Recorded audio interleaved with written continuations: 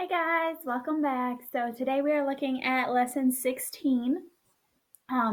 We're using different contexts. We're representing those contexts with equations. So we're going to really practice with creating those equations to go with the different contexts.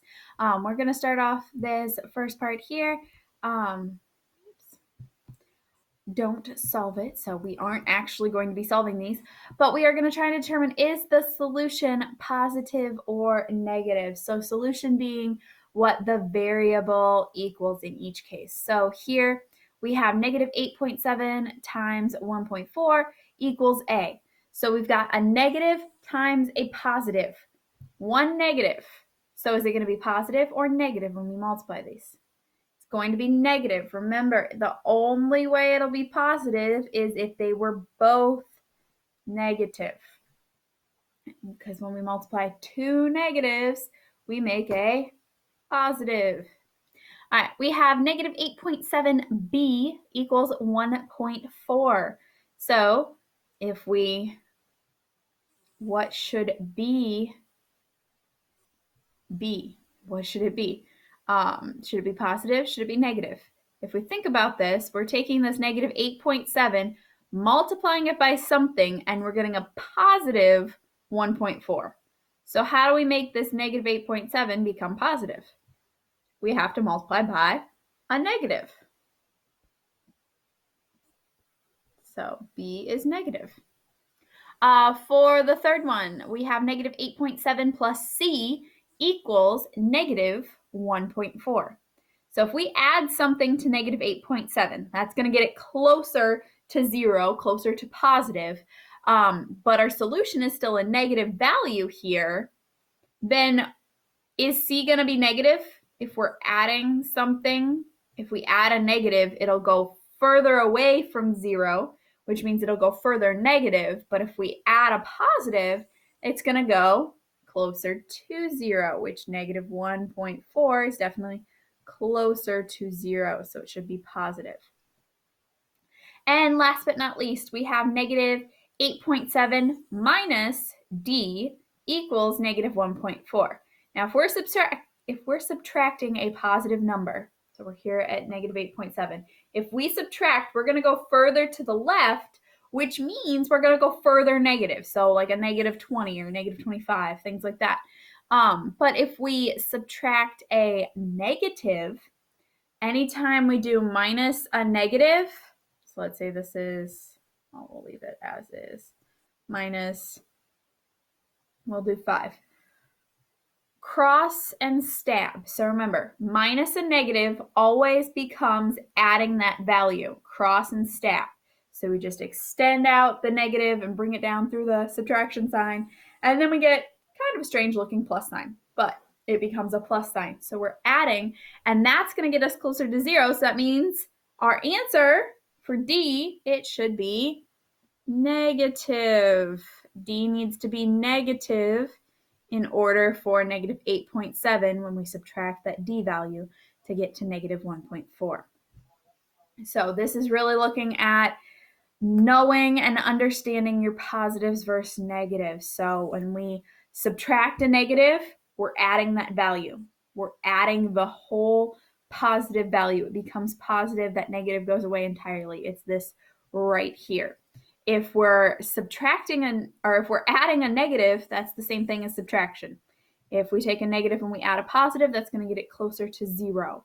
And then remember, when we multiply, two negatives make a positive. Any even number of negatives, so if we had 4 numbers being multiplied together, that would give us a positive as well. Anytime we have odd number of negatives, so 3, 5, 7, so on and so forth, that's always going to give us a negative value. So odd represents negative, even represents positive. All right. Our next section, warmer or colder than before. So for each situation, find 2 equations that could represent the situation from the bank of equations. Some equations will not be used. Explain what the variable v represents in the situation and determine the value of the variable that makes the equation true. Explain. So we have all of these equations right here. There's a lot of different kinds, obviously, and then we've got our different we have 5 different situations that we're going to be putting equations to.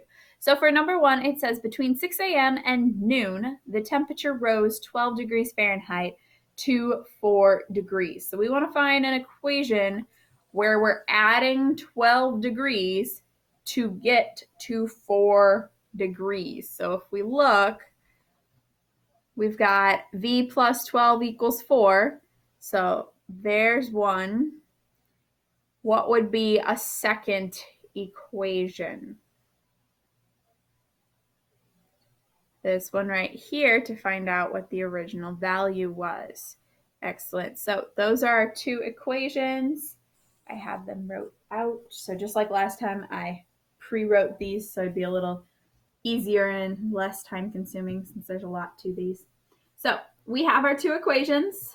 These represent the situation because we're taking our current temperature V and adding 12 to it to get to the 4. And here we're taking and finding what the original value was by subtracting the 12 from the 4, since the 4 is the current temperature and we want to find the original. For V, because remember it has multiple parts to this, so explaining what the variable represents. V would represent the temperature at 6 a.m. So temperature at 6 a.m. 6 a.m. Since it's saying between 6 a.m. and noon, the temperature rose 12 degrees. So that temperature that it started at 6 a.m. before it started rising, that's what the V represents. Now, our solution is the V equals -8. We found this, oops, didn't mean to erase that, by adding 12 to -8 will bring the temperature up to 4. So we can test that out. It'll be true. If we were working on solving it from this one, 4 plus -12 is going to give us a -8. And in this case, to get the V by itself, remember, we do the opposite operation. So we're adding the 12 to the V. So to undo that, we need to subtract 12 from both sides. And whatever we do to one side of the equation, we have to do to the other side of the equation. All right, our second one. At midnight, the temperature was -6 degrees. By 4 a.m., the temperature had fallen to -16 degrees. So in this case, we're looking at -6 and -16 for values in here. So which ones? We're starting at -6 and we're going to -16. We're adding a negative of some value to get there. So hopefully you're guessing or saying this one right here. -6 plus V equals -16. And there's this one up here, V equals -16 plus 6. So if we look, there's our 2 equations. So both of these represent the situation. And then for V is representing the change in temperature between the midnight and 4 a.m. So instead of being a starting value like V was in the first one, this time the V represents the change between the 2 values. So how did we get from -6 to -16? And so if we were to solve this, we'd find that V equals -10 because -16 plus 6 is -10. And so the temperature had to drop 10 degrees to go from -6 to -16. So that's how we looked at solving that. All right. A few more of these to practice with, really looking at those equations. So the temperature is 0 degrees at midnight and dropping 3 degrees per hour. The temperature is -6 degrees at a certain time. So for this one, we're looking at a rate of change. We're looking at it's doing something every hour, right? Yeah, 3 degrees every hour we're going down. So we should be looking for one where we're multiplying by a -3, or remember we have a reciprocal, so a -1/3 as well. So it also tells us at a certain time that temperature was -6. So -3V equals -6 would be one of our equations, and our other equation would be right here. V equals -1/3 times -6. Because remember, we can multiply with a reciprocal instead of dividing. So here are two equations. Negative 3v equals 6, or equals negative 6, and v equals negative 1/3 times negative 6. So v represents the number of hours after midnight that it took to reach negative 6 degrees. Because remember, it says at some time it was negative 6 degrees. So the v is taking us from midnight, because that's when it was 0 degrees, and it starts dropping 3 degrees per hour to get to that negative 6 degrees. And if we solve this, we find that v equals 2. So dropping at a rate of 3 degrees per hour, it will take 2 hours to go from 0 to negative 6. So the time is 2 a.m. So hopefully this is making sense, and it's understandable to see where these different parts of the equation are coming from.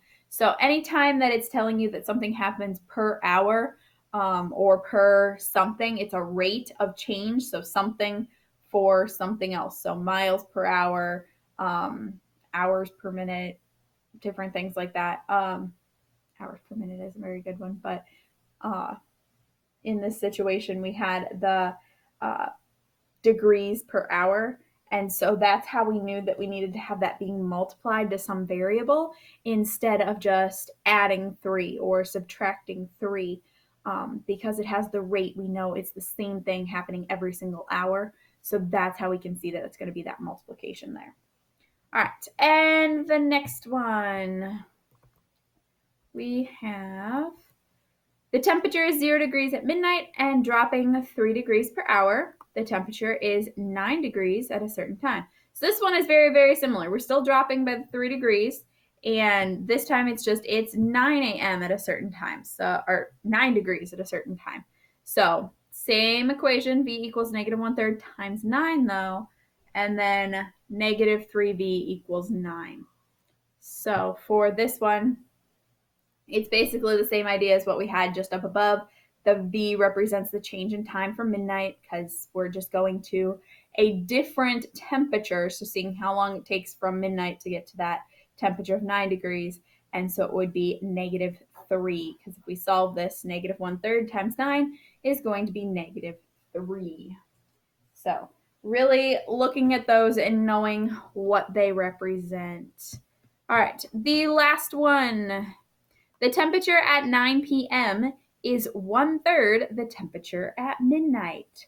So the temperature at 9 p.m. is 1/3 the temperature at midnight. So in this case, keep in mind we're going from 9 p.m. to midnight, and it's 1/3 of the temperature. So our equations are going to be negative 4 equals 1/3 v, and negative 4 times 3 equals v. So these two are the same. We're using that reciprocal once again, the difference between 3 and 1/3. All right, so v represents the temperature at midnight, because we're taking it going and it's 1/3 of the temperature. So 1/3 times the temperature at midnight gets us the negative 4 degrees at 9 p.m. V equals the negative 12. We expect that the temp at midnight will be lower than the temp at 9 p.m. So negative 4 equals 1/3 V matches the solution. So that's how we looked at that one. So this one didn't have as much information, but we were still able to work through it to find, based on the rate, we were able to find an equation that matched it. All right. The next thing we're looking at is animals changing altitudes. We want to match each situation with a diagram, and then we'll be writing an equation for each of them. So that's the second part of this. We're going to do it all simultaneously to avoid taking more time and having to look back and remember what we talked about. So a penguin is standing 3 feet above sea level and then dives down 10 feet. What is its depth? So we should be starting at 3 feet. So it's standing 3 feet above. Then it's going down 10. What's its depth? Well, A is actually the one that we need to be looking at here. So there is our penguin, because he's at the 3 feet. This is 10 to get down to the negative 7. So for the penguin, we've got 3 minus 10 equals negative 7. 3 minus